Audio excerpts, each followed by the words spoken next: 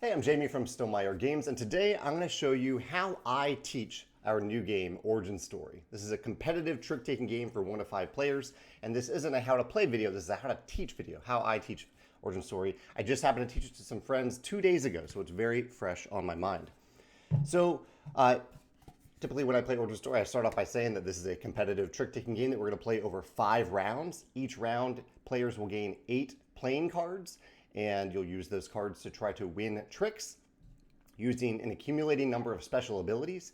And sometimes players may not know what trick-taking is, and that's okay, because this game uses a very distilled, simple trick-taking system where the complexity comes from all the abilities that you're gaining. So the first thing that I do is that I put out, when I'm teaching Origin Story, I put out all 5, I have 3 of them here. There are 5 different player mats, and I just put them out on the table and I say, pick one that looks cool. They each have a slight asymmetric element to them, but you don't need to know how that works for the teach. Just pick one that looks cool. So let's say that someone grabbed this one and I let them know to open it up. Sometimes people don't realize that they open up, but they open up to this little comic book style tableau where you have your character and a potential origin story, even though you'll be creating your own origin story. The second thing I do is I hand out 2 reference cards to each player. They look like this. They're identical on this side. The other side, I let other players know, is the hero that you will eventually become. You'll choose one of these heroes at the beginning of the 5th round. But for now, you can ignore that. You really don't need to look at that, but I want you to have the reference card in front of you so that you can see what I'm doing as we go through the setup, the round setup, because that is a crucial element to the teach. So players will put these on their player mat down here in this slot, just for reference for now. The next thing I do is teach the core trick-taking system in the game. And I do this by reminding players you're going to have 8 random playing cards, and I don't deal them out yet. First, I'm going to show you how a basic trick works. So you have this hand of 8 playing cards. A player is going to lead a card, so say a player leads this card. I'll remind players that, or I'll tell players that cards are numbered 1 through 13. So essentially a standard deck of playing cards, but they don't have face cards. So it's just 1 through 13. So if a player leads with this 9, then all other players need to follow suit. So if they have a card in hand that has the same suit, and they must play it. So the next player does have a card of this suit, so they play this one. The next player doesn't have a card of the suit, so they play this card instead.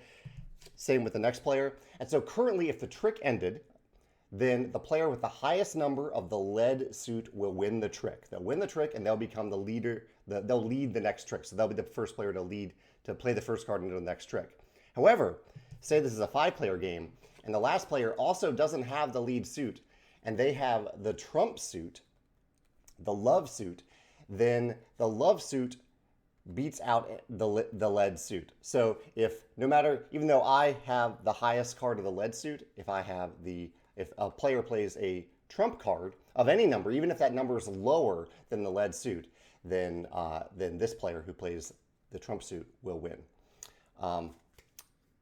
That is a sample hand. So I'll just randomly show what a trick looks like, not a hand, but what a trick looks like, so players get a feel for that. And as I finish off this explanation, I let players know that the choice that they'll make at the beginning of each hand, after they see their cards, after they see their 8 playing cards, is that they will decide their alignment for the round. So they will decide if they think that they have a really good hand, a hand with high numbered cards with maybe a bunch of trump cards, and if they do, they're going to declare themselves a hero. This will happen simultaneously at the end of the round setup. They'll declare themselves a hero for the round, and that means they'll gain 1 victory point for each trick that they win.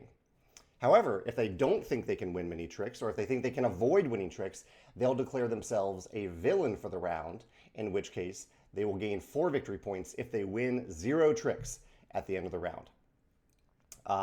So that is an alignment choice that will happen at the end. I explain this at this point in the explanation because it's pretty important for players to know how this choice works tied to how the trick-taking in the game works. I also will mention at this phase that even though this is one of the core ways to gain points in the game, there are also a number of other ways to gain points related to the special abilities in the game. Okay, step 4, we have 2 more steps.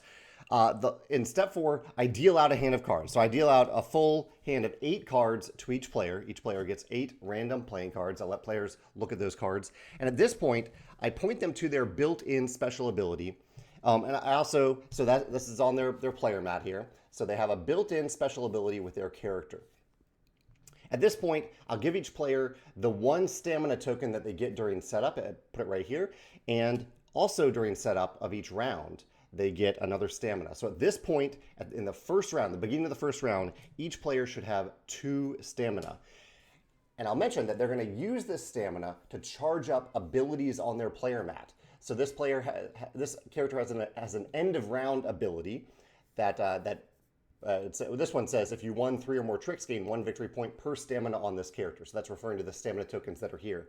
So I let players know that you have these stamina tokens that you're going to use to charge up different abilities on your mat. So you start out with 2 stamina. You have 2 slots where you can use those stamina. However, and this is step 5, this is where I will deal out 3 story cards to each player. This is the last part of setup. Deal out 3 story cards. Each player will choose one of those cards and discard the other 2. And at this point in the game, again, players do have some information. They know what their hand of playing cards looks like. They know their character's starting ability. They don't really have a great feel for the game. So again, I might say just pick a card that looks cool. If someone knows trick taking a little bit better and they want to make a more informed choice, they can. But they're gonna maybe just pick a card that they think looks cool, and they will put that on their player mat like so. So at the beginning of round 1, they have 2 stamina, they have their character special ability, and they have 1 story card ability. And that's when they'll choose simultaneously with all their players, they'll choose where they want to put their stamina, which abilities they want to charge up that round for their stamina. After all that, players will then, that's when they actually make the simultaneous alignment choice, and you will begin playing the round. So essentially, I'm teaching the game through the round setup steps, and that's why players have this reference in front of them as I'm doing the teach. The one break from that round setup is the explanation of how the core trick taking works in the game, which I think is important to know as you were going through those setup steps and those teaching steps. If you have any questions or recommendations about how you would teach Origin Story, let me know. I have not explained all the rules in Origin Story, but this is the core aspect. This is probably 90% of the game that I just taught you. But this is how I teach it to new players, and it seems to work pretty well. I kind of teach as we're going through those setup steps with an example of a trick. Yeah, let me know if you have any questions in the comments. I'm happy to answer them. Thanks.